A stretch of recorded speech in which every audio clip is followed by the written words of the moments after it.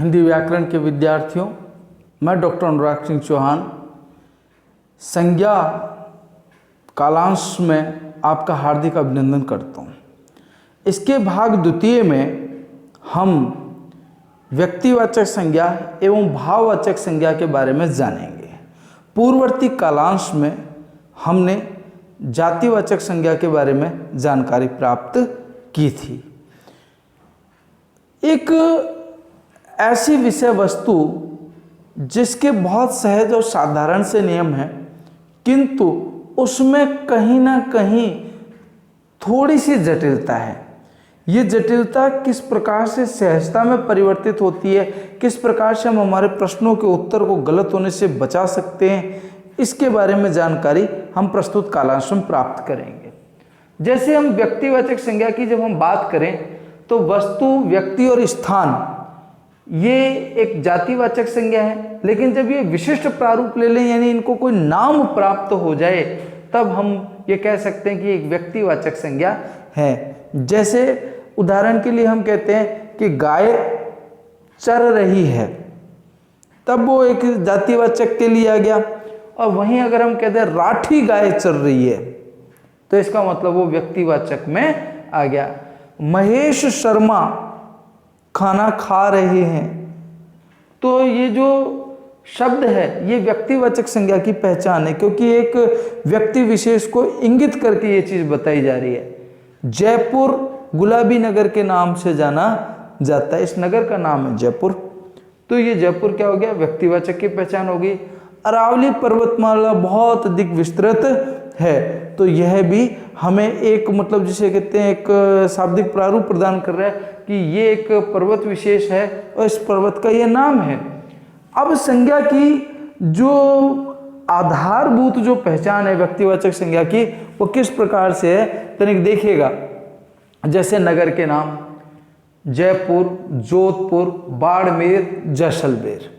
फिर सड़क और चौक के नाम जैसे grand trunk road, Sikar road, Jaipur road, और चौक के नाम महाराणा प्रताप रोड, और आपके जो तेजा चौक, पृथ्वीराज चौहान चौक, और राष्ट्रीय जाति के नाम जैसे बांग्लादेशी, पाकिस्तानी, नेपाली।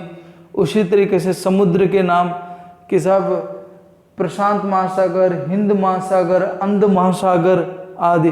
पुस्तक के नाम जैसे गबन, गोदान, आपका बंटी आदि।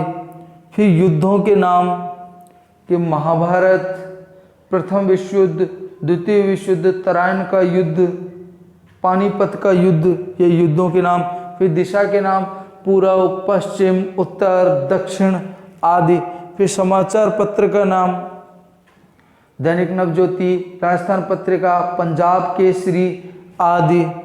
फिर माह के नाम जैसे जनवरी, फरवरी, चैत्र, आषाढ़, वैशाख आदि। फिर राष्ट्र के नाम भारत, पाकिस्तान, अमेरिका आदि। फिर नदी के नाम गंगा, यमुना, सरस्वती आदि। फिर व्यक्ति का नाम जैसे महेश, राजेश, राकेश, सुरेश, महेश आदि। फिर पर्वत के नाम जैसे अरावली पर्वतमाला, विंध्य पर्वतमाला आदि। फिर त्योहार के नाम होली, दीपावली, गुड़ी पड़वा आदि। तो इन सब का जहाँ कहीं भी आपको विश्लेषण करना हो तो सबसे पहले ढूंढ लीजिए ये नाम क्या कह रहा है, उसके पश्चात सहजता से हम ये पता लगा सकते हैं कि ये व्यक्तिवाचक संज्ञा है। अगला है बच्चों भाववाचक संज्ञा। भाववाचक संज्ञा बहुत सहज है, यह अस्पर्शीय, इसे हम स्पर्श नहीं कर सकते, ये अनुभवजन्य है, ये हमारे अनुभवों से हमें प्राप्त होती है। इसमें कुछ भाववाचक स्वतंत्र होते हैं और कुछ भाववाचक प्रत्यय से निर्मित होते हैं। जो स्वतंत्र भाववाचक हैं बच्चों वह है घृणा, क्रोध, उमंग, प्रेम, खेल, लूट आदि।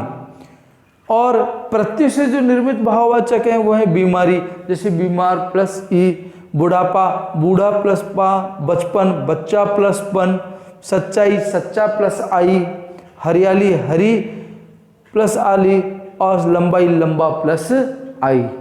यानी ये भाववाचक जो शब्द हैं ये प्रत्ययों से मिलकर के बने हैं। और फिर भाव, गुण, अवस्था, दशा आदि के नाम को भाववाचक संज्ञा कहा जाता है। बच्चों ध्यान देने योग्य बात है कि ये भाव, गुण, अवस्था, दशा, ये जहाँ कहीं भी आपको एहसास हो कि हमें किसी चीज़ का भाव प्राप्त हो रहा है, जैसे कह दिया जाए यह उसका बचपन था, तो बचपन क्या होगी, उसकी अवस्था हो गई, ठीक है। और आम बहुत मीठा है, तो मीठा क्या हो गया, मीठा उसका गुण हो गया, ठीक है। इसी तरीके आदि के जो नाम है उसको भाववाचक संज्ञा कहा जाता है। आगामी जो अंतिम कालांश है, उस अंतिम कालांश में हम संज्ञा के उन प्रारूपों के बारे में जानकारी प्राप्त करेंगे जिसमें संज्ञा के रूप परिवर्तित होते हैं, या जिनमें यह पता लगाना बहुत दुरूह हो जाता है कि इसमें यह नियम भी लग रहा है और यह नियम भी लग रहा है, तो वास्तविक रूप से इसमें कौन सा नियम कार्य कर रहा है, यानी संज्ञा किस प्रकार से परिवर्तित हो रही है, क्या जटिलताएं लिए हुए, इसके बारे में बच्चों हम आगामी कालांश में जानकारी प्राप्त करेंगे। धन्यवाद।